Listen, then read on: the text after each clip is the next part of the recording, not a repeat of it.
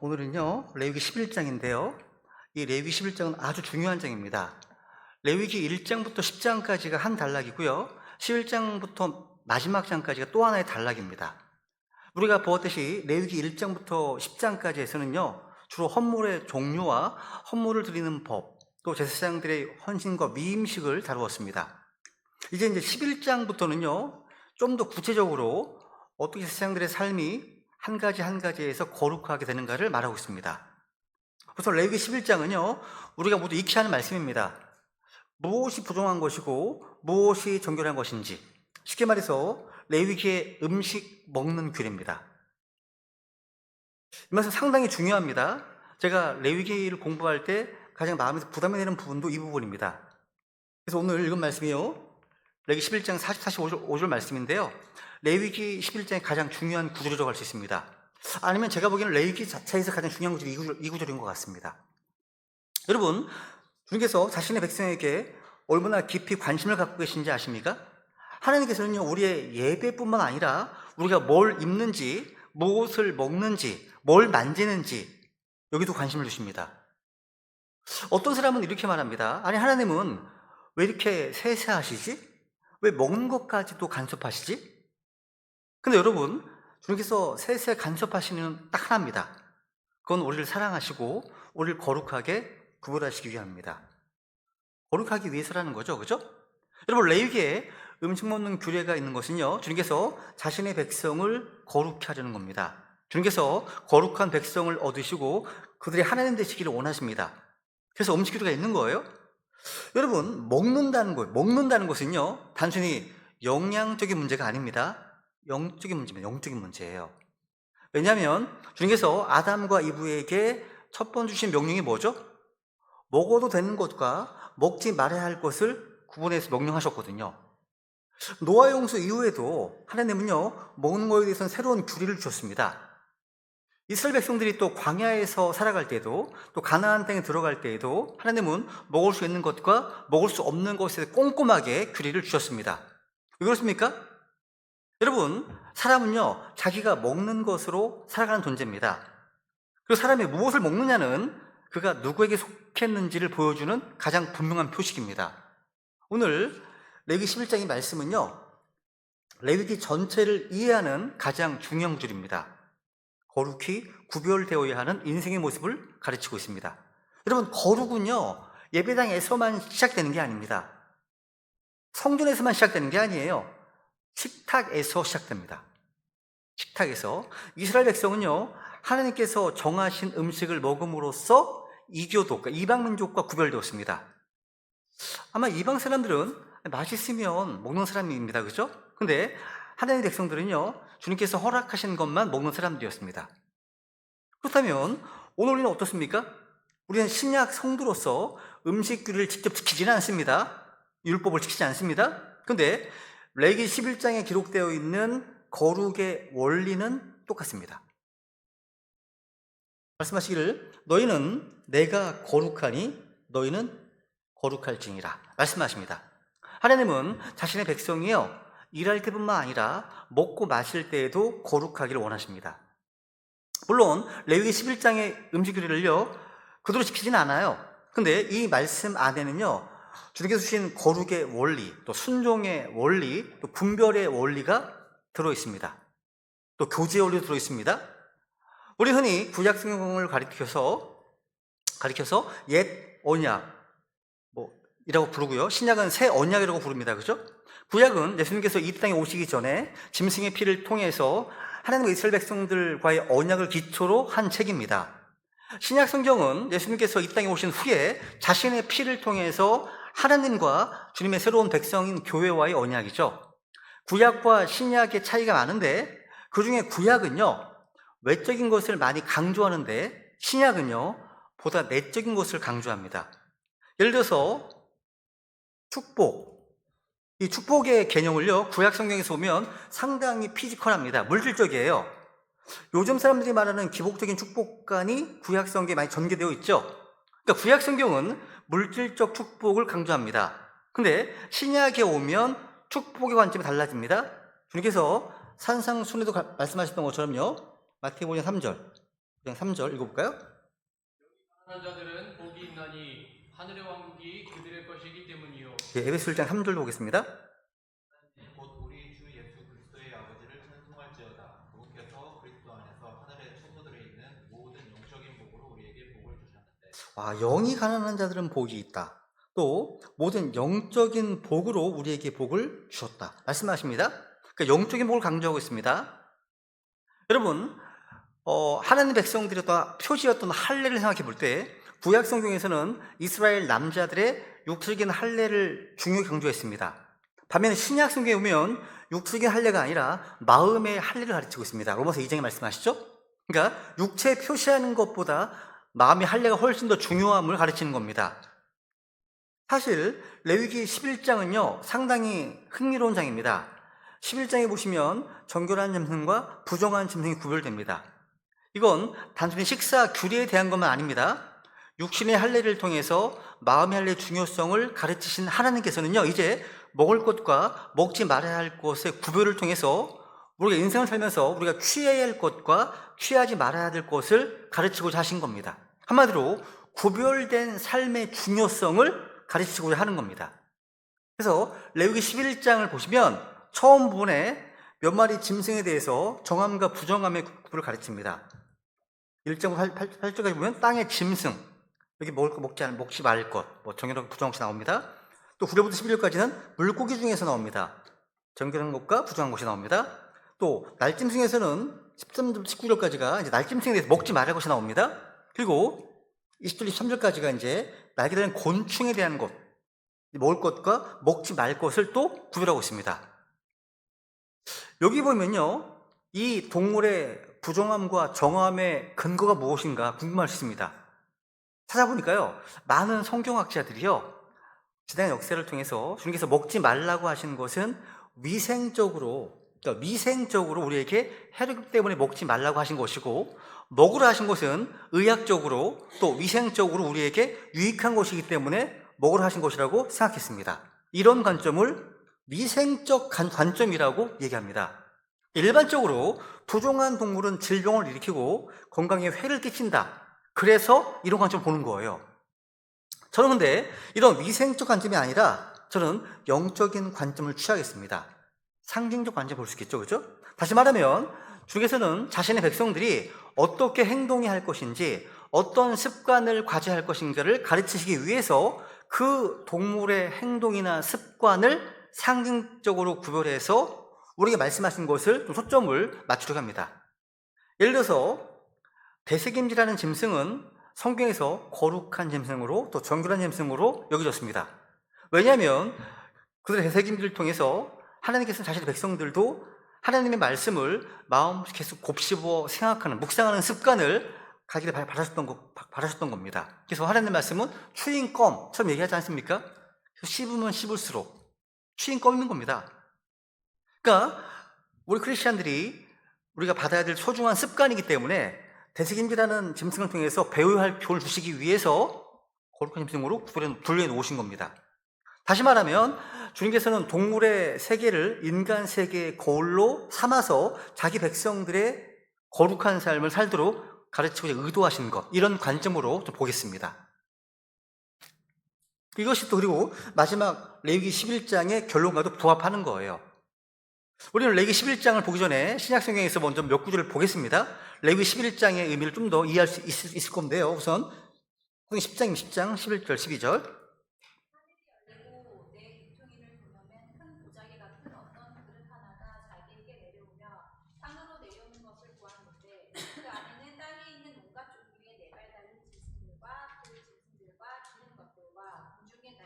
짐승들이 있더라. 13, 14절 보게요. 또 하는 음성이 그에게 나서 이르되 베드로야 일어나 잡아서 먹으라 하였으나 베드로가 이르되 주여 그럴 수 없나이다. 속되거나 부정한 것을 내가 결코 먹은 적이 없나이다 하니. 여기서 우리가 이 구절을 통해서 베드로가 보았던 그 보자기의 환상에서 그 안에 여러 가지 부정한 짐승들이 있음을 알게 됩니다. 근데 그 부정한 짐승들은 바로 이방인들 상징합니다. 고넬료 일간 이방인들이었는데 당시 유대인들이 선민 사상이 있었고요. 이방인들과의 교제하는 것을 금기로 여겼습니다. 그래서 주님께서는 베드로를 통해서 이방의 믿음의 문을 열기 원하셨고요. 따라서 베드로가 이 환상을 봄으로써 그 관점을 극복할 수 있도록 도와주셨습니다. 그 환상 중에 본 보자기 안에는요, 여러 가지 네 발 달린 짐승들과 기는 것들이 있었거든요. 우리가 사도행전을 통해서 알 수 있는 건 뭡니까? 구약 성경의 레위기에서 많은 짐승들을 다룬 것은 다만 우리가 무엇은 먹을 수 있고 무엇은 먹을 수 없다, 이 가르칠 뿐만 아니라 크리스찬들이요, 어떤 사람은 접할 수 있고 어떤 사람은 접하지 말아야 할 것인가를 보여준다는 겁니다. 중에서는요, 자신의 백성들이 거룩히 되기를 원하셨는데 거룩하게 되려면 속된 사람, 부정한 사람을 접하면 안 됩니다. 그들과 교제하면, 그들과 가까워지면 그들의 부정한 것이 전염되기 때문이죠. 그죠? 의인 더하기 죄인은 2명의 죄인이 됩니다. 죄인이 더 좋아지는 게 아니죠. 그죠? 그러니까 하나님께서는 이런 말씀들을 통해서 자신의 백성이 거룩함을 유지할 수 있도록 가르쳐 주시는 겁니다. 그래서 여기 레위기 11장 아까 봤던 말씀인데요. 우선 마가복음 7장 보겠습니다. 7장 19절. 그것은 그의 마음속이 아니라 뱃속으로 들어가 모든 음식을 깨끗하게 하고 뒷간으로 나가느니라 하시니라. 주님께서는요, 동물의 정결함과 부정함의 경계선을 깨뜨리셨습니다. 그죠? 그러면서 마가복음 7장은요, 모든 음식물은 다 깨끗하다고 말씀하시는 거예요. 이것은 이스라엘 백성들이 갖고 있던 통념을 깨뜨린 아주 혁명적인 선언이었습니다. 이것이 마태복음 15장에서 이렇게 표현하십니다. 15장 11절. 입으로 들어가는 것이 사람을 더럽게 하지 아니하고 입에서 나오는 것 이것이 사람을 더럽게 하느니라 하십니다. 주님께서는 거룩함의 출처, 그러니까 부정함의 출처가 그 음식, 동물 그 자체에 있는 게 아니라 입으로 들어가는 동물의 고기가 더럽히는 것이 아니다 말씀하십니다. 우리가 부정한 삶을 사는 이유는 우리의 내면이기 때문에 안에서 나오는 것이 우리를 더럽게 한다 말씀하십니다. 그러니까 우리 속에 존재하는 부패성, 그 죄성, 타락한 성품이 우리를 더럽히는 원천이지 어떤 음식 자체에 있는 것은 아니라고 선언하셨죠. 그죠? 그렇다면 구약 성경에 나와 있는 이 정결례, 이 교훈은 뭘 가르치는 걸까요? 중요한 것은요, 이 동물들을 통해서 영적인 교훈입니다. 우리한테요. 우선 정리해 볼게요. 주님께서 먹지 말라고 하신 짐승들과 그것들의 습관에 대해서 한번 보겠습니다. 먼저 먹지 말라면 되새김질하지 못하는 것 먹지 말라 말씀하시네요. 3절 다시 읽어볼게요. 3, 4절. 짐승들 가운데서 굽이 갈라지고 쪽발이며 되새김질하는 것은 무엇이든지 너희가 먹되 그럼에도 불구하고 되새김질하는 것들이나 굽이 갈라진 것들 중에서 너희가 먹지 말 것은 이러하니라. 낙타는 되새김질은 하되 굽이 갈라지지 아니하였으므로 너희에게 부정하고. 우선 되새김질을 하지 못하는 것, 이건 부정하네요. 주님께서 강조하신 건 뭐냐면 되새김질의 습관이 좋다는 거예요. 되새김질은 한 번 삼킨 것을 다시 씹는 행위죠. 이건 말씀드린 것처럼 영적으로 말씀을 되새기는 묵상을 상징합니다. 우리는 말씀을 받고 그 말씀을 다시 되새김질해야 됩니다. 계속해서 그 말씀을 붙들고 씹는 것, 이게 중요합니다. 우리는 이런 좋은 습관을 가진 동물을 통해서 배울 수 있어야 됩니다. 어떤 사람들은 한 귀로 듣고 한 귀로 흘러버립니다. 예배가 끝나고 예배당을 나가는 순간 방금 들었던 하나님의 말씀들을 다 잃어버립니다. 또 그 말씀들과 상관없는 삶을 살아간다면 성경에서 그들은 부정하다, 부정한 짐승과 다를 것이 없다 말씀하십니다. 우리 성도들은요, 말씀을 한 번 듣고 흘려보내는 사람이 아니라 계속 되씹어서 마음에 채우는 사람이어야 됩니다. 또 보세요. 두 번째로 뭐가 부정합니까? 굽이 갈라지지 않는 것이 또 부정하네요. 그렇죠? 부정합니다. 두 갈래로 갈라진 발은이 언제나 성경에서 두 길 사이의 선택, 길이 분별을 상징합니다. 그러니까 정결한 짐승은 항상 발에 분명한 구별이 있는 짐승입니다. 그러니까 갈라짐, 분리됨을 통해서 성경이 말씀하는 것은 구별입니다. 성경에서 분리된 삶의 모습, 세상의 죄에 대해서 나 자신을 거룩하게 구별시키는 삶의 흔적과 모습이 있느냐는 거예요. 그러니까 굽이 갈라져 있지 않다는 것은 뭐예요? 구별된 삶을 살지 못함을 의미합니다. 한마디로 하루는 주님께, 또 하루는 세상에 발을 디디고 어쩔 줄 몰라하며 흐느는 양다리 신앙이죠. 그죠? 그런 삶. 성경적 분리로서의 구별된 삶의 모습을 갈라진 굽을 통해서 비유하고 있는 겁니다. 신명기 14장에 보시면 다시 한번 말씀하십니다. 14장. 너는 어떤 가증한 것도 먹지 말지니라. 너희가 먹은 짐승들은 이러하니 곧 소와 양과 염소와 5절 6절. 숫사슴과 순노루와 흰갈색 사슴과 들염소와 큰 영양과 들소와 영양이니라. 짐승들 가운데서 굽이 갈라지고 갈라진 조각이 나누어서 두 발톱 속으로 들어가며 되새김질을 하는 모든 짐승 그것을 너희는 먹을지니라. 이 말씀은 레위기 11장의 규례와 같아요. 굽이 갈라진 짐승, 쪽발이죠, 그죠? 그리고 되새김질하는 것은 먹을 수가 있습니다. 여기서 똑같습니다. 부정한 짐승이 어떤 것인지 가르쳐주고 있습니다. 이걸 영적으로 적용한다면 우리가 접해야 할 사람들은 어떤 사람들입니까? 레위기에서 말씀하시는 바 우리 거룩히 되기 위해서 접할 수 있는 사람의 종류는 굽이 갈라져 있어야 됩니다. 한마디로 그래서 영적으로 말하면 구별된 삶을 하는 것을 말합니다. 이 굽은요 발바닥으로, 그러니까 발바닥 전체가 닿아 있는 건 아닙니다. 그죠? 그러니까 발이 굽이 갈라져 있다는, 조각이 있다는 것은요 땅을 다 딛지 않는다는 거예요. 굽이 갈라져 있으면 발바닥이 땅에다 닿지 않습니다. 무슨 말이냐면 그저 이 세상에 사니까 할 수 없이 걸어 다니는 것이지 땅이 좋아서 붙어다니는 거 아니란 말이에요. 그러므로 이것은 분별을 의미하는 겁니다. 그런데 그런 짐승은요 또 한 가지 되새김질을 또 해야 돼요. 되새김질을 해야 됩니다. 그죠? 되새김질을 하지 않고 먹는 짐승에게는 돼지가 있어요. 돼지.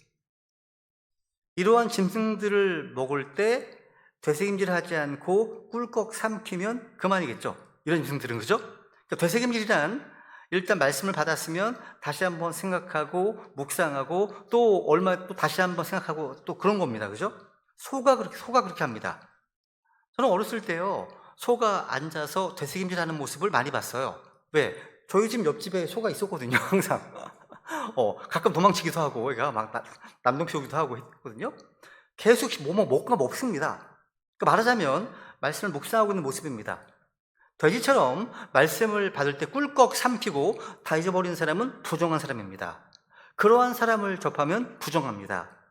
그러면 어떤 사람들이 정한 사람들입니까? 말씀을 먹고 말씀과 깊은 관계를 가는 사람들이 정합니다. 그런 분들과 교제하십시오. 그죠? 그걸 말씀하시는 거예요. 왜냐하면 로마 17장 17절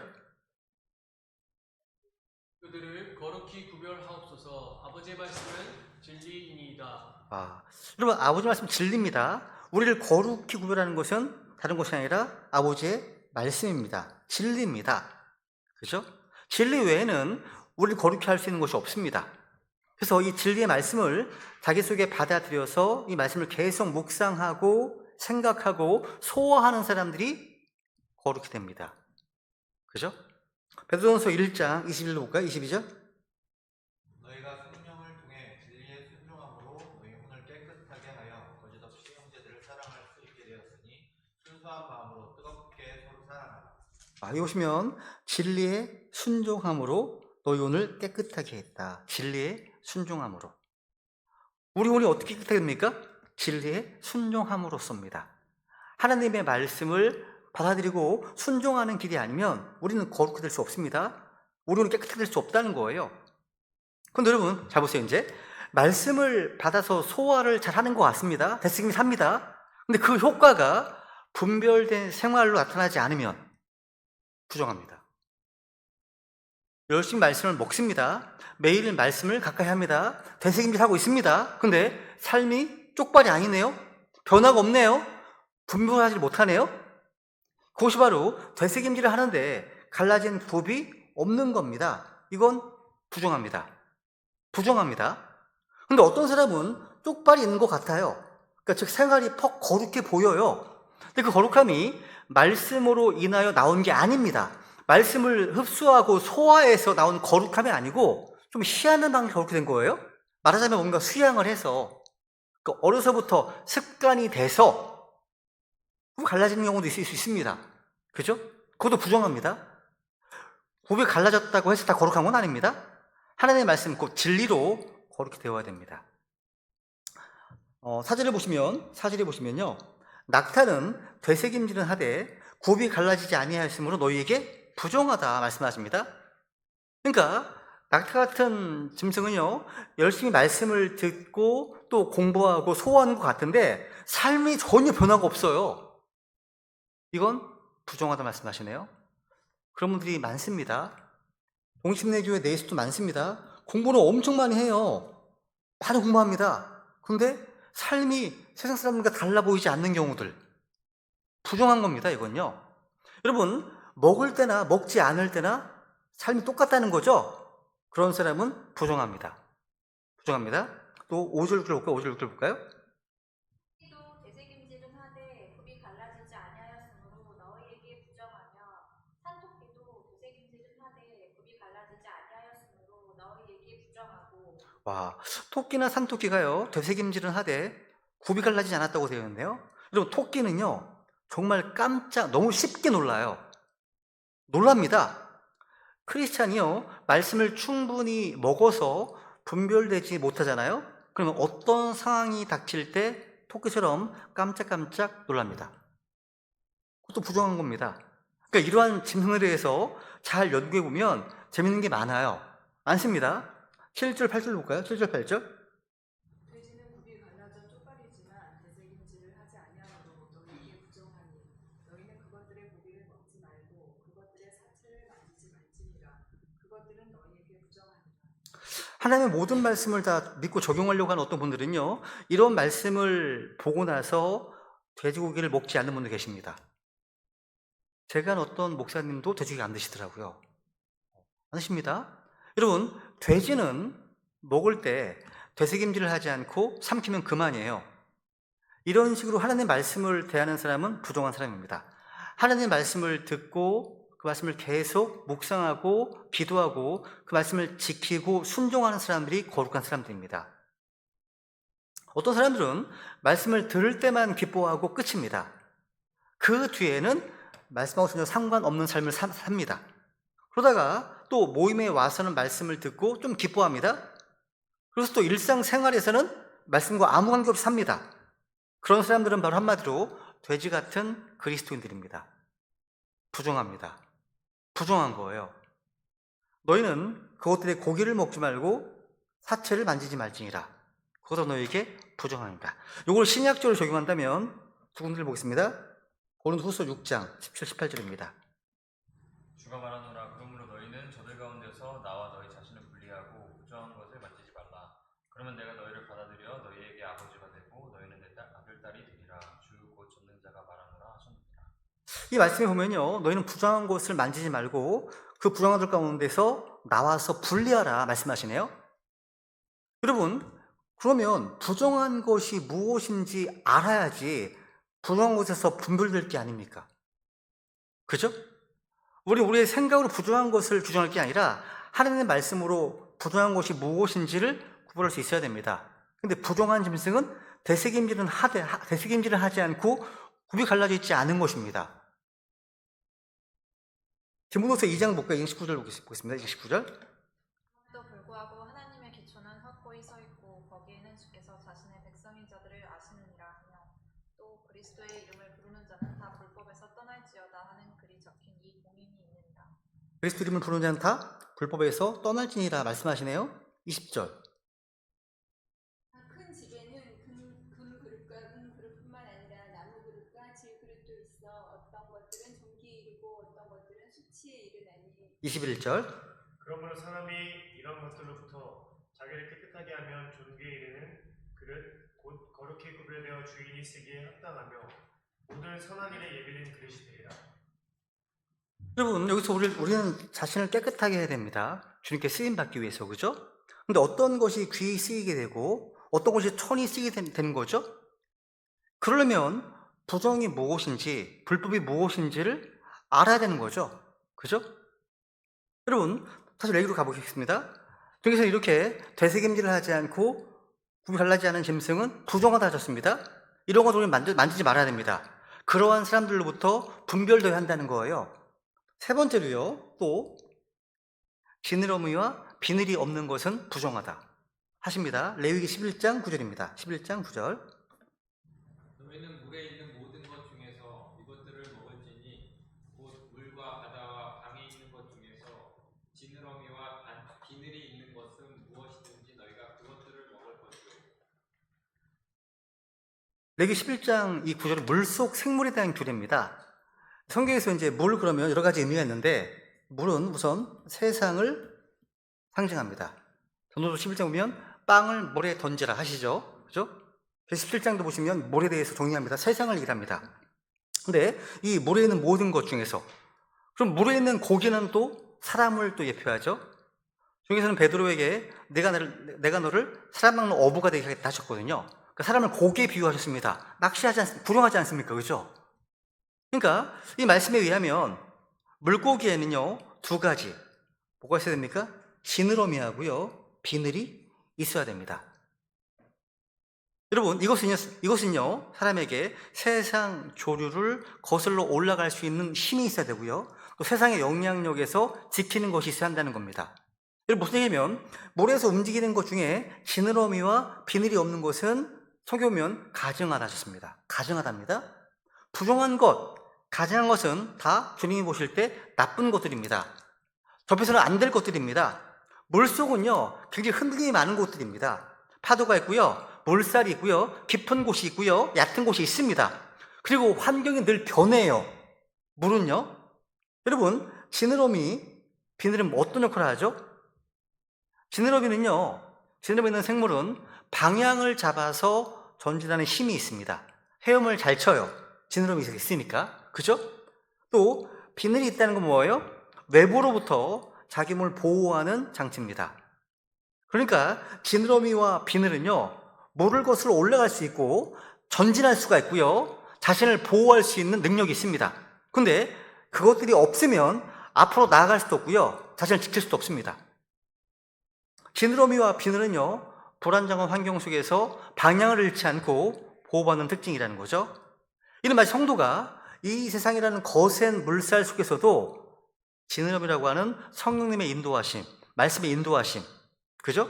또 이 비늘, 저는 뭐가 떠올리면 비늘을 생각하면 하나님의 전신갑주가 떠올라요. 완전 보호하는 보호장치 아니에요? 보호장구잖아요. 그죠? 말씀의 보호, 그러니까 그 안에 살아야 한다는 그림입니다. 지느러미와 비늘이 없는 생물은요 환경에 따라 움직입니다. 외부로부터 보호가 아주 약한 불안정한 생물입니다. 여러분 다시 말씀드리지만 비늘은 뭔가 보호하는 기능이 있습니다. 자신을 지키는 기능을 갖고 있다는 거예요. 지느러미는 모래 흐름 속에서 전진할 수 있는 능력을 갖고 있습니다. 수중 생물 가운데 먹을 수 있는 것은 이 2가지를 다 갖고 있는 것입니다. 이 2가지 갖고 있지 않은 종류는 부정합니다. 말하자면 세상에 흐름이 있는데 그 흐름에서 자기를 지킬 능력이 없는 것이 부정한 겁니다. 그리고 세상의 흐름은 우리를 전진하지 못하게 하는데 지느러미가 있다는 것은요 세상의 흐름을 역류해서 앞으로 나갈 능력이 있음을 보여주는 거죠. 그죠? 여러분 세상의 힘은요 끊임없이 영적 세계에 영향을 미쳐서 믿는 성도들로 하여금 하늘을 향해서 진리를 향해서 앞으로 나아가지 못하게 우리를 좌절시키려고 합니다. 세상의 흐름은요 사람의 부정한 것과 불의한 것과 세상적인 것 쪽으로 가도록 도도하게 흐릅니다. 그게 바로 물입니다. 물. 근데 지느러미를 가졌다는 것은요 그런 것 속에서도 떠내려가지 않고 앞으로 이 말씀대로 나아갈 능력을 가졌다는 것입니다. 그래서 그런 능력이 결여된 사람들이 바로 부정한 사람들이고요 가증한 사람들이라는 겁니다. 세상적인 흐름이 있을 때 그러한 흐름이 자기를 침투하지 못하게 할 뿐만 아니라 그런 세상적인 흐름을 뚫고 앞으로 전진할 수 있는 그런 사람들이 정한 겁니다. 거룩한 곳이라는 거예요. 지금 그죠? 이게 영적인 적용이에요. 그럼 우리가 어떤 사람들과 교제해야 됩니까? 바로 지느러미와 비늘 있는 사람들과 교제해야 됩니다. 바다 물고기 중에서 여러분 비늘이 있는 고기는 되게 얌전하고 예뻐요. 여러분, 지느러미와 비늘이 없는 것은 되게 깊은 바닷속에 살고요. 보기에 흉측스럽습니다. 희한해요. 제 말이 믿기지 않으시면요, 수족관에 가서 한번 보세요. 지느러미와 비늘이 없는 것들은 대부분요 흉측하고 제가 보기에는 음흉해 보여요. 진짜 저는 그렇게 보이더라고요. 하나님은 그냥 말씀하시는 게 아니에요, 여러분. 그러니까 여러분, 그리고 성경에는 비늘이 있는 고기를 잡아먹으라고 하시잖아요. 그걸 먹으라고 하시는 거예요. 우리는 이러한 사람들을 접하지 말아야 됩니다. 혹시 여러분이 지금까지 비늘이 없이 살았다면 오늘부터 비늘이 있도록 주님께 구하십시오. 또 지느러미가 없이 살았다면 지느러미가 있도록 구하십시오. 하나님 주실 거예요. 줄 겁니다. 그래서 우리 가운데는요, 이 세상을 거슬러 살아가는 저항의 능력이 있어야 됩니다. 또 세상에서 자신을 지키는 영적 능력이 있어야 됩니다. 먹을 수 없는 물고기, 지느러미와 비늘이 없는 것은요, 성경에 자세히 기록되어 있지 않지만요, 제가 좋아하는 오징어도 낙지도 이런 것도 다 제가 부잣집 살았으면 못 먹었어요. 먹었습니다. 근데 여러분, 그래서 그런지 지금 중동 지방에서는요, 지금도 그런 것들을 싫어한다고 해요. 우리는 세상을 거슬러 올라갈 수 있는, 또 세상의 자신을 지킬 수 있는 거룩한 능력을 있는 인생을 살아야 함을 교훈해 주는 겁니다. 그 다음에 이제 13절부터 보시면 날짐 형들이 나와요. 한번 읽어볼게요. 19절까지. 네. 말씀생들 가운데서 너희가 가증히 여길 것은 이러하니라. 그것들은 가증한 것이므로 너희는 그것들을 먹지 말지니 곧 독수리와 수염수리와 물수리와 대머리수리와 솔개 종류와 모든 까마귀 종류와 올빼미와 밤매와 뻐꾸기와 매 종류와 같은 올빼미와 가마우지와 큰 올빼미와 백조와 펠리컨과 수리와 황새와 외가리 종류와 댕기 물대새와 박쥐니라. 야, 내가 조류학자면 이런 거 연구하고 싶은데 한번 연구해보고 싶습니다. 여러분, 희한한 게 뭐냐면 이 말씀에 의하면 주님께서 날짐승에 대해서는 가증히 여겨야 될 가증한 것에 대해서 일일이 리스트를 주고 계세요. 육지 생물이나 물고기처럼 기준을 두지 않습니다. 그냥 이건 가증하다, 먹지 말라, 그만 하셨습니다. 근데 왜 그랬을까요? 왜? 많은 성경교사들이요, 이 모든 새의 공통점을 닥치는 대로 먹는 새라고 말합니다. 그래서 제가 제목을 닥치는 대로 먹는 새라고 적은 거예요. 그걸 경계해야 됩니다. 우리 가운데는요, 인생의 모든 것을 닥치는 대로 취하는 사람이 있습니다. 크리스찬으로서 이 일을 해도 합당한지 질문이 없는 삶을 사는 사람들입니다. 아무거나 다 취합니다.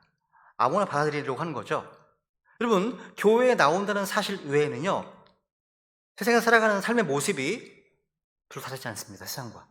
그런 삶, 이게 바로 닥치는 대로 먹고 사는 인생입니다.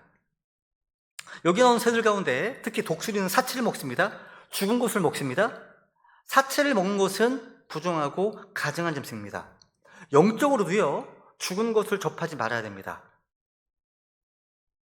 또 여러분, 까마귀 보세요. 나오죠?